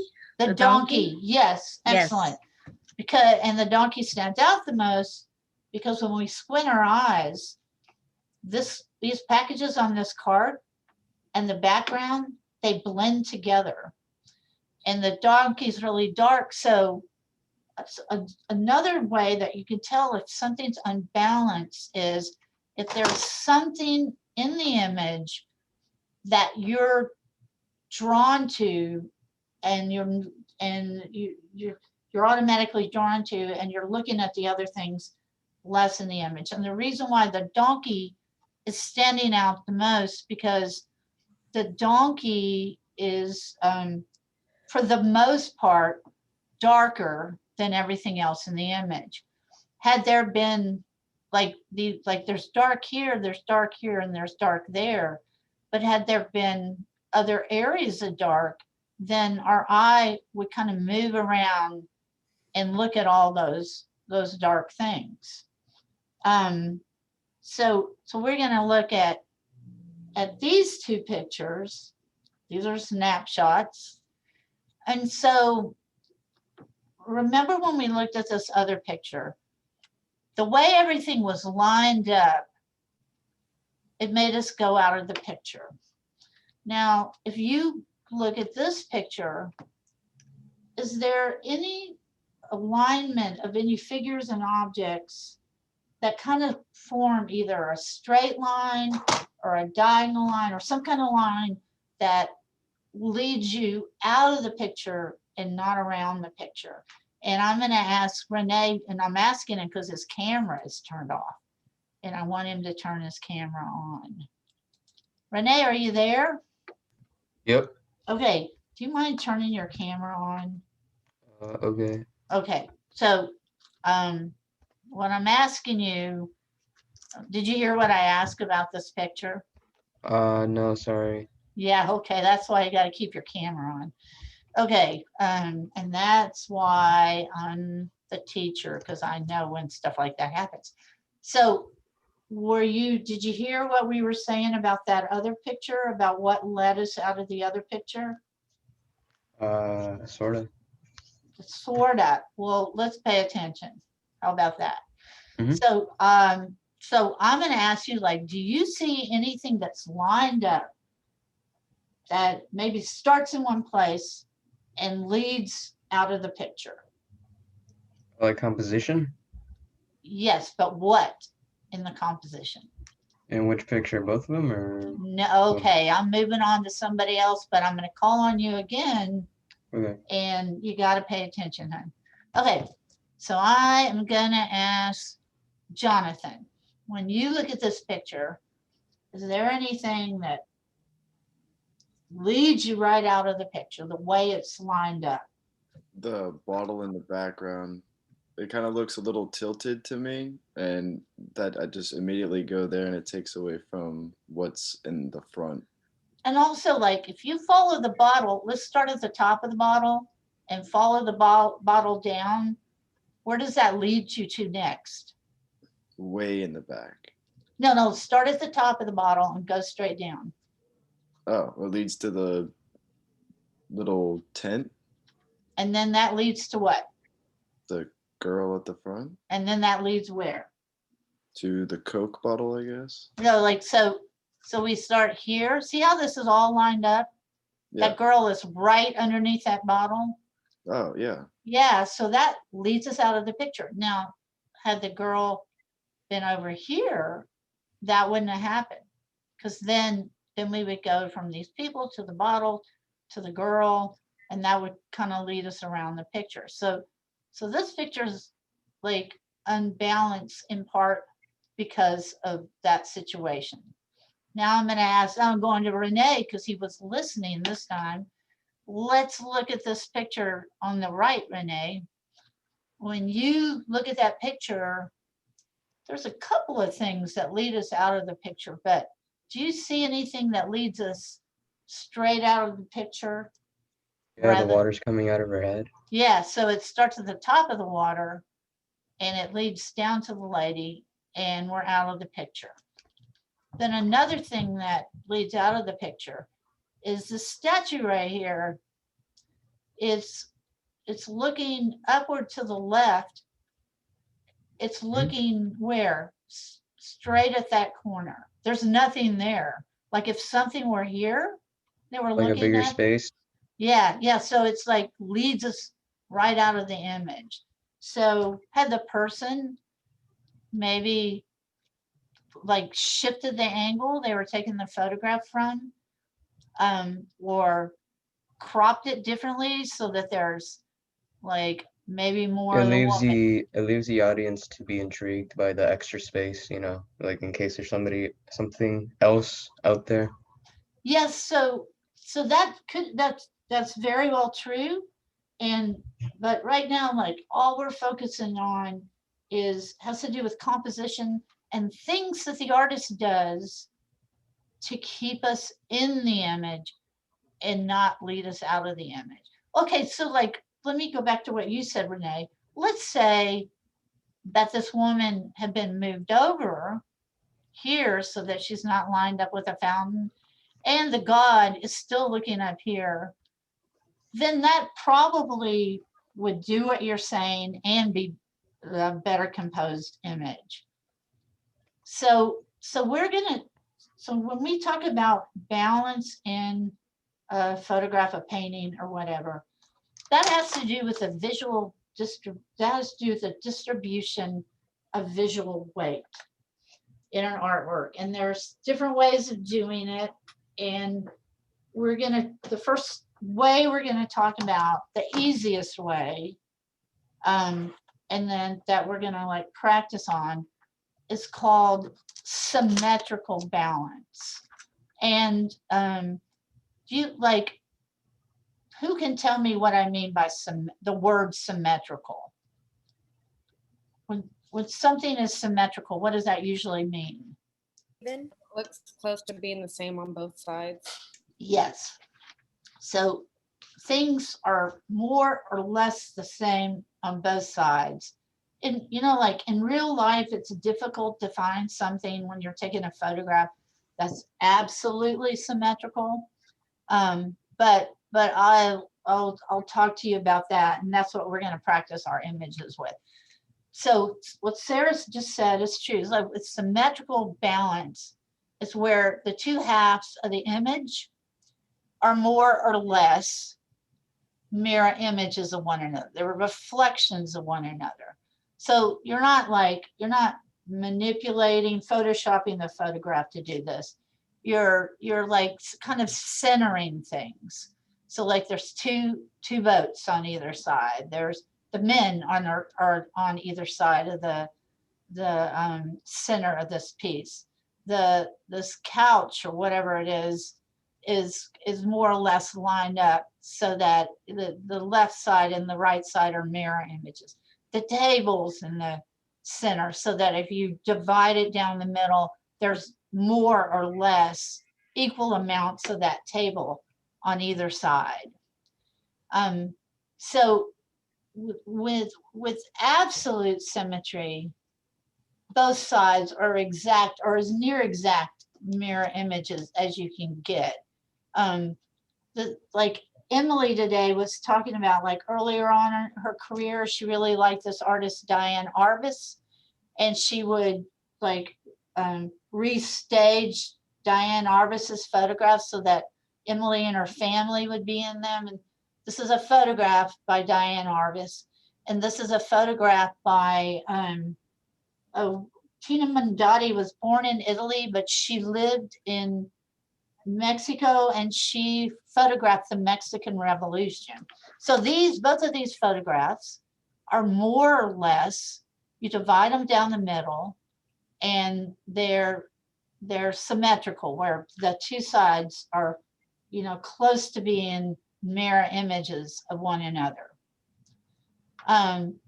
These are some other photographs that are more or less mirror images. So with symmetrical balance, especially if you're doing a portrait, and you don't have very much extraneous stuff going on in the background, it's super easy to do a symmetrical photograph. These are some more photographs that are symmetrical, and the reason I'm showing them is because they're not traditional photographs. They're, normally somebody's eyes should be open. You should take a pic, not should. Normally someone's eyes are open. You're taking a photograph and you're including the person's head in the photograph. This is a photograph that Tina Mondotti did of the famous Frida Kahlo. So in bilateral symmetry, there's still an equal distribution of weight on either side, but there can be slight discrepancies in two sides. So in this, we have obviously this man's lower arms and hands on both sides, and the shovel handle in the middle. But they're not exactly symmetrical because the hands are positioned differently. And then this is by a photographer named Dorothea Lange that took photographs of people during the Dust Bowl and the Great Depression, living in like really abject poverty. And this is bilateral symmetry because, the kids are different heights. The mother's arms are positioned differently, but she's lined up in the center, and the two children are on either side of her. These are like, this one is like a little off, but still there's somebody in the middle and there's like the two halves are more or less symmetrical to one another. So I'm going to stop the share right now. And so I've assigned everybody to a breakout room, and you're going to go into, looks like some people already went, but they went too early. You're going to go into the breakout room that you've been assigned to, and you and your partner are going to try to figure out how to take like a symmetrical photograph of each other. And because we're human beings and nobody is exactly symmetrical, your photographs will end up being probably examples of bilateral symmetry. And I'll give you like 5 minutes to do that, okay? Everybody get what you, so go in your breakout room. Could you add Hilda and I back into our breakout rooms? Because we both went in to begin with. Oh, okay, let me see how to do this. Let's see. Let's see. Oh my God. Okay, I'm gonna have to like go back to the breakout room thing and reassign y'all. It's like kind of Sorry about tricky that. sometimes. Create. Oh wait. I don't know why it's not letting me. Oh, okay, now I can do it. 2, 4, assign to. Okay, you should be in there now. Why is Renee in there? Renee, you're not supposed to be in there. I'm moving you to room 3. I don't know what happened. Okay, so Renee, can you hear me? You're in 3, and Elizabeth and Jonathan, you're not, haven't joined your room yet. You're in 2.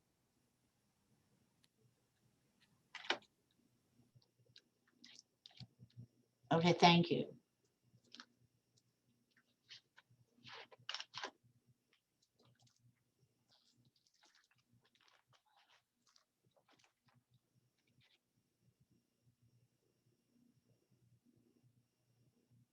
So Hilda, Professor, yeah, question. you went in the room and then you moved out again. Oh, yes, I went back because I want to ask you a question. Yes. Does the picture has to be for today or you're taking a picture right now? Okay. Yeah. So I can tell my partner. Okay. Yeah, and I might have to like are you able to go back in that room? Yes. Okay. Okay.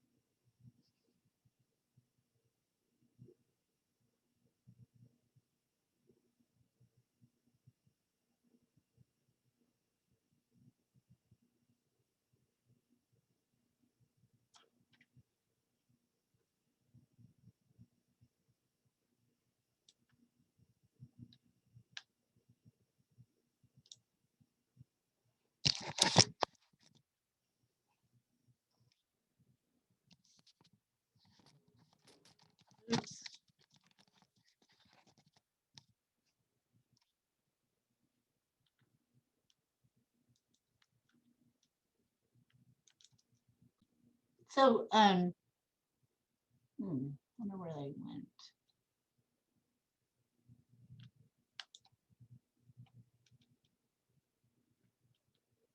So when you all get through taking your pictures, you can come back in the main room. I don't know if y'all can even hear me. Okay. Okay, great, thank you.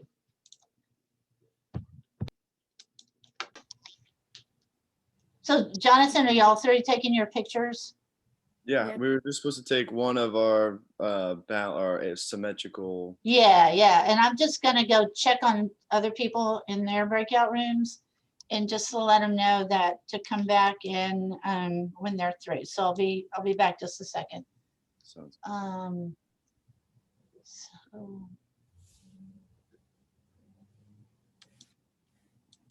So Leah and Renee, if when you guys are through, come back into the main room, okay? Okay. Yes. Okay. Okay. Yeah, because I'm gonna get y'all to everybody to show their picture. Okay. Okay. To check on a couple of other people.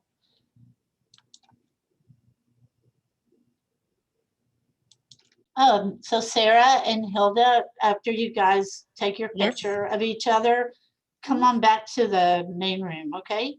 Okay. Okay, great, thank you. Okay. No Tell one more group.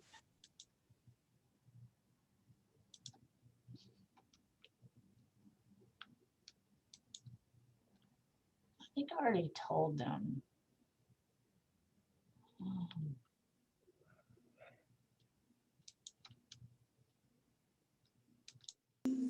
So Miko and Blanca, are y'all done taking your pictures? Yes. Okay, Yes. come back to the other room then. Okay. Okay, thanks. And what I'm gonna have you guys do, and believe me, I'm not doing this to embarrass anyone. And in fact, today is practice day. I'm gonna ask people one at a time and I've fixed it so you can share. I'm gonna ask you guys one at a time to share your image. So do you guys know how to do that, where you go down the share screen? So how about, Jonathan, do you feel ready? for the picture that we just took, right? Yeah.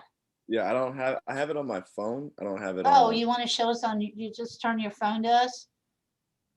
That looks pretty bilateral symmetry. That's good. So let me, like, I'm gonna, okay, that's good enough. Good enough. I'm Oh, gonna, that's great. So I'm gonna go to Elizabeth, and I'm gonna spotlight you so we can all see you better. Now you want to show the photograph you took? Oh, that's good. That's good. Perfect. Okay. So I'm going to unspotlight you and unspotlight you. Okay, so let's see. Sarah, I'm going to go to you. Let me spotlight you. Oh wait, I was supposed to do it where I replace the spotlight, but it's okay. I'll do it better next time. Let's see. So hold on, give me 1 second here. I'm going to remove Blanca. So that looks good. There's like a big flash on it, which kind of makes it look like a cool photograph. But I'm going to say something, Sarah. So in your photograph, you have Blanca on one side and something in the background on the other side, right? Yes. She should be, in order for it to be bilateral symmetry, it has to be centered. So she should be in the center for that. The kind of photograph you took is like, we're going to talk about asymmetrical balance. So that what your image is asymmetrical balance, and so like you would center it in the future. Okay, so I'm going to replace you with Hilda now. And then Hilda, if you can hold your phone up to the screen so we can see what you took of. Okay, of course. Thank you. Can you hold your phone up to the screen so we can see your photograph? Because we're just seeing you right now. We want to see the photograph you took of Sarah. Oh, I thought you were gonna do another photograph. Like, Oh, what? no. I'm sorry. So it's kind of hard. Okay. No, I can see it. I mean, I can barely see it because there's like a lot of light, but I can see that she's in the center. Wonder if there's a way you can make your phone look less bright. Possibly not.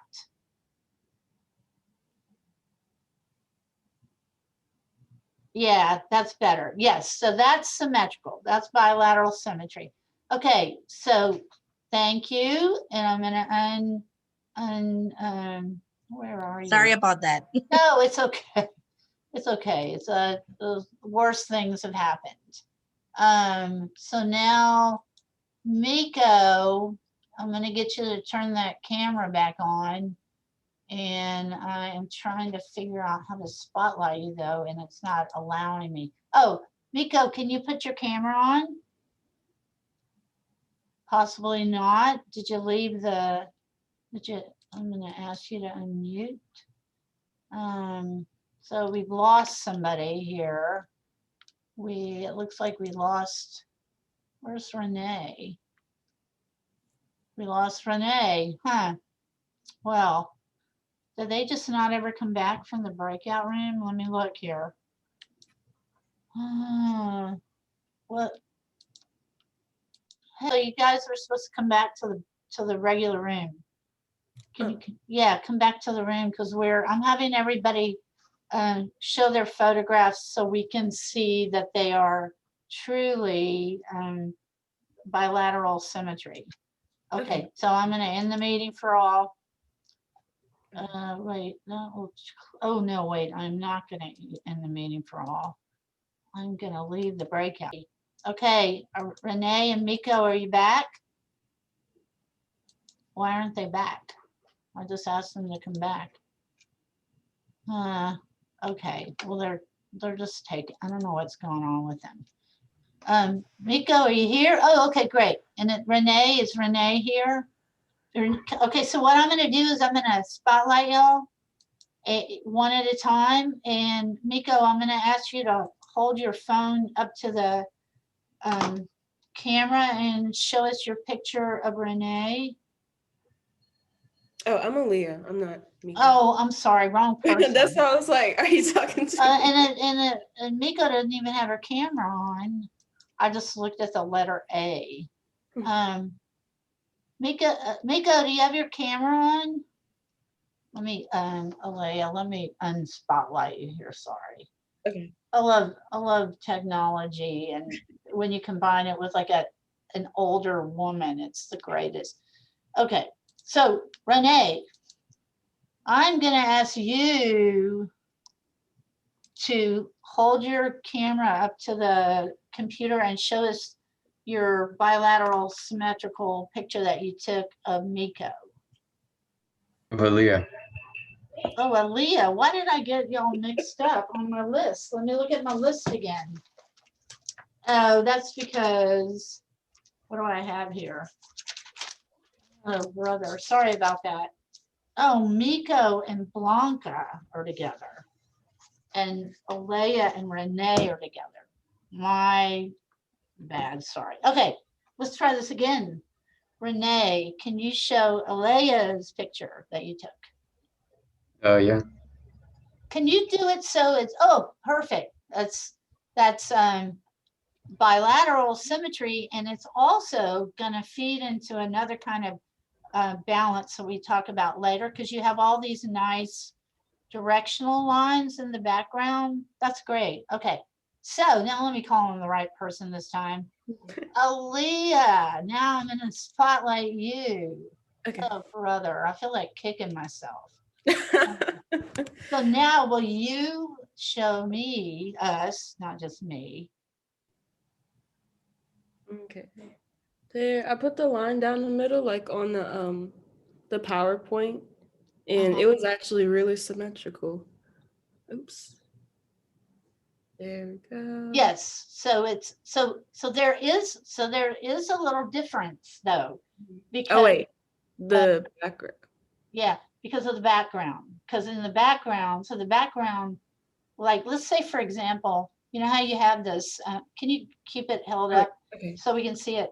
You know how you have this wall right here, and then this longer wall here. Well, if you had taken the picture so that there would be the back wall, but maybe we would also see the other side wall so that you have like two side walls going like this. That would have been symmetrical. This one is, we're gonna, later on, we'll talk about asymmetrical balance. And when the two sides, we'll go into that later because we're running out of time today. But you'll see where that would fit into asymmetrical balance. So I apologize again for mixing up.